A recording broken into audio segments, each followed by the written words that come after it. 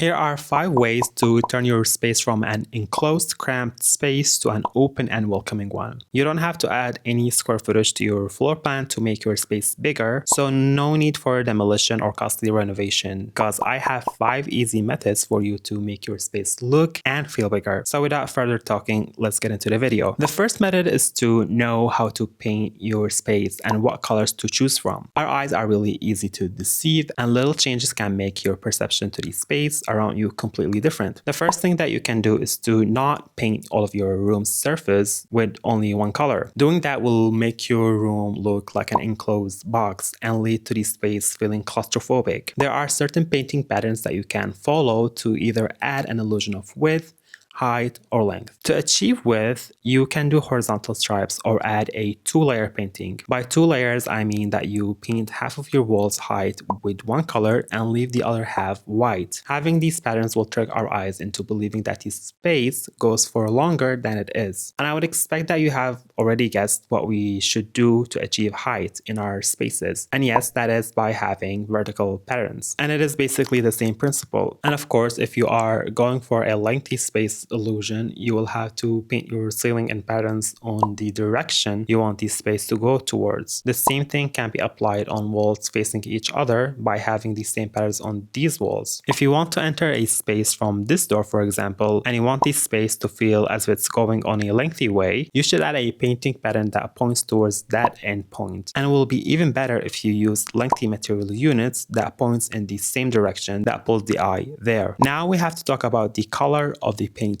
The darker the color, the more enclosed it will make your space look like, and the lighter it is, it will have the opposite effect. So it will make sense to use light colors while applying these painting methods, and it will be even more optimal if you use light colors with cool to warm temperature ones, going from light blue all the way to yellow. The second method is to add big openings and knowing how to direct them. Just like I mentioned before, we don't want our spaces to feel like an enclosed box, and having these openings is the obvious method to open this set box. But it is not only having a window put on a wall all that there is. There are 3 factors that play into this: the size, the placement, and the shape of openings. Of course, the bigger the size of the window, the more open and bigger it will make your space feel like. A room that has a whole wall of windows floor to ceiling will feel bigger than the same room with a small window. There's also the placement of these openings. Having a window and a door aligned on an axis will create a visual illusion of length and continuity. Plus, a window that is placed on the corner will have different effects on the space's perception than one placed on the middle of the wall. And there's also the shape of the opening. It is basically the same principle I mentioned with paintings. This vertical long window will make your room feel taller, while this horizontal one will add a sense of depth to it. A room filled with windows from all sides will have no sense of boundaries, so we will be less enclosed and feel that we are in a bigger space. And that's what these windows are basically doing. They minimize the enclosure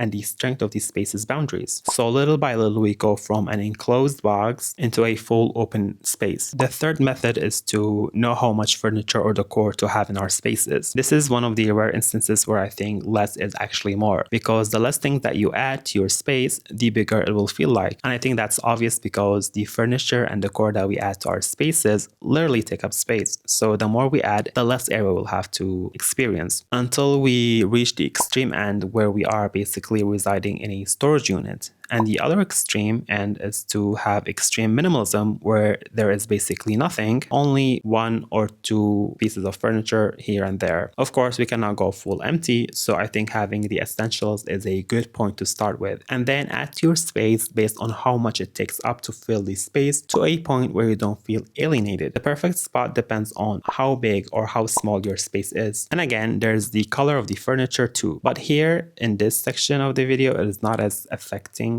as it is with the painting, for example, though the rules are the same. We can also use certain furniture or decor shapes to add optical illusions, using vertical lighting stands, for example, to add a sense of height, or lengthy sofas to make the space feel long. Or doing the same rules with paintings. These high paintings make this room feel higher, for example. And of course, we cannot forget about rugs. Rugs are perfect for adding these optical illusions to our spaces, since they are flat and come in any shape that you need. so they are versatile to use in these matters. Look at this long rug in this corridor, for example. The corridor isn't that long by itself, but by adding this rug, it makes the corridor look as if it goes for longer than it is in real life. Rugs are also great for identifying spaces. I know this is unrelated, but there's also that. And this point will come in handy later on in the video, so keep on watching. The fourth method is to use mirrors strategically. Mirrors are perfect with small spaces, but they can also be used in bigger spaces too, like bedrooms, living rooms, etc. But I advise you to use them in smaller spaces like bathrooms, corridors, entrances, and walk-in closets. I know these spaces can be big too, but usually we do not give them as much area as we do with other spaces. Plus, this video is to maximize the area of your spaces, meaning that your spaces are already small, so there's that. But anyways, let's take this tight corridor for example.